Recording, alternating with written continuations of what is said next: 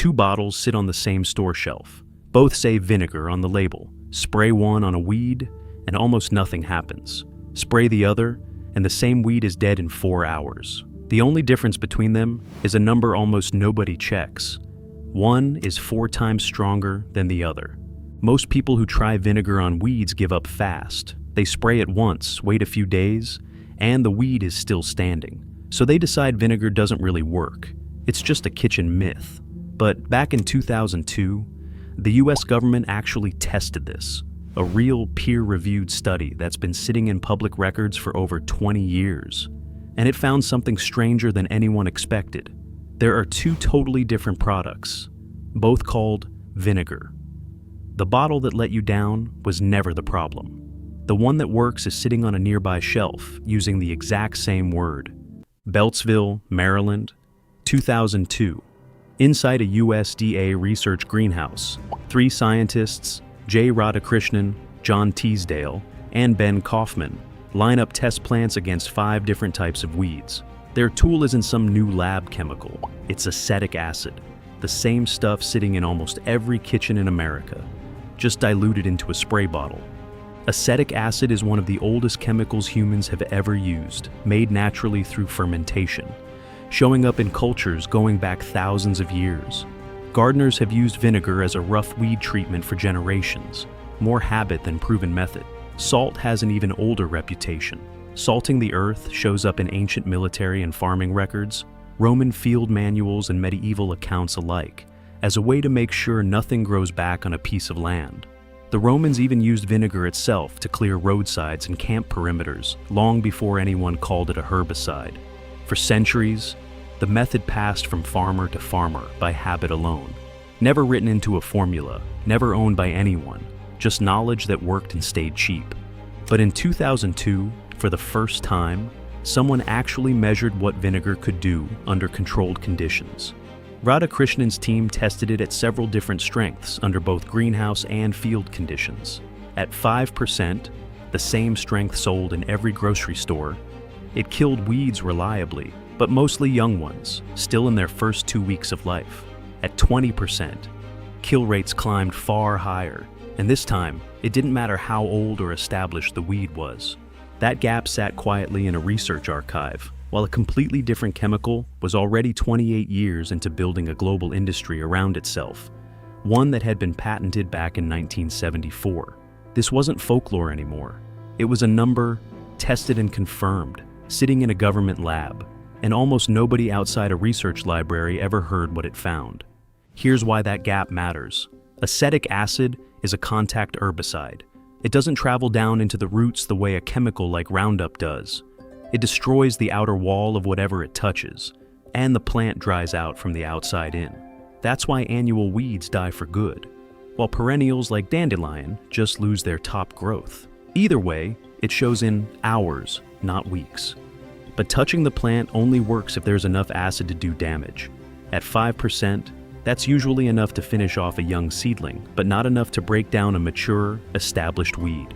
At 20%, the horticultural grade version, the number finally lands. 85 to 100% kill rates at every growth stage. In one striking case, Canada thistle, a perennial that usually survives this, showed a full 100% kill using nothing more than 5% vinegar, caught early while the plant was still young. But how well something kills is only half of what matters with a spray like this. The other half is what it leaves behind. What happens to that same patch of ground once the weed is gone and a dog walks across it? That's a different question from how fast a weed dies, and it has its own answer. That answer, and the exact recipe, both come later. The homemade version people actually spray adds salt and dish soap. Salt does to the plant what it does to a slug. It draws the water straight out until the tissue collapses. The soap plays the same role it plays in a sink full of greasy dishes. It breaks the surface tension so the acid spreads across the waxy leaf instead of beating up and rolling off. And heat accelerates all of it. A government study that already proved this works, and a strength difference most people have never even heard of. So why did almost nobody hear about it? Acetic acid is a simple 2-carbon molecule. It can't be patented. There's no special formula to license, no proprietary seed to sell alongside it. Compare that to glyphosate. About 280 million pounds of it get sprayed across roughly 300 million acres of American farmland every year. The global glyphosate market sits at $11.48 billion in 2026. Bayer's U.S. glyphosate sales alone brought in close to $2.8 billion in a single year. That kind of money buys advertising. A $1 bottle doesn't need any. Glyphosate carries its own scrutiny. In 2015, the WHO's Cancer Research Arm, IARC, classified it as probably carcinogenic to humans. Bayer has since paid or committed more than $16 billion in settlements, against a backdrop of more than 170,000 lawsuits filed. The EPA, working from a different set of rules, risk at normal exposure, not just hazard, has kept saying glyphosate is safe when used correctly and doesn't require a cancer warning. Two government bodies, two different questions, two different answers. Then, on June 25, 2026, the Supreme Court ruled 7-2, blocking state-level lawsuits against Bayer over warnings. Its stock jumped almost 16% that day. But the ruling settled a legal question, not a scientific one. The IARC classification still stands, unchanged. The 2002 study was never hidden. It's been public and peer-reviewed the whole time. The problem isn't secrecy. It's that a research paper doesn't stand a chance against a $2.8 billion advertising budget for your attention. You didn't miss this because someone locked it away. And that's the tell. A remedy nobody can profit from is the one that quietly disappears from the shelf. Not because it failed, but because it worked without anyone owning it. So how do you actually put this to work? Start with the basic version. 1 gallon of white distilled vinegar, the regular 5% stuff, mixed with 1 cup of table salt and 1 to 2 tablespoons of dish soap in a pump sprayer. That batch costs around $3 to $6, compared to roughly $23 for a gallon of Roundup. Spray it on a hot, dry, calm day. And soak the leaves completely. Cut tall weeds down first and shield nearby plants. It's built for gravel, patio cracks, and mulch beds. Keep it off lawns and garden beds, since the salt doesn't break down in soil and just builds up. For weeds that shrug off the basic version, step up to horticultural vinegar, 20% strength, sold under names like Green Gobbler or Natural Elements. Here's why you won't find it next to the regular bottle.